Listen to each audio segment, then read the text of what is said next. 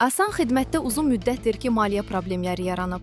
Günün Səsi İnfonun araşdırması zamanı bəlli olub ki, Asan xidmət mərkəzlərində çalışan digər dövlət qurumlarının əməkdaşlarına verilən əlavə ödənişlərin, rüsum pulunun verilməsi prosesi dayandırılıb.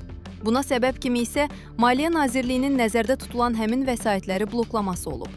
Əldə etdiyimiz məlumata görə, yaranmış vəziyyətlə bağlı Asan xidmət rəhbərliyi ilə Maliyyə Nazirliyi arasında müzakirələr getsə də, ortada real nəticə yoxdur. Asan xidmət rəhbərliyi hesab edir ki, bu vəsait qurumda çalışanlara ödənilməlidir.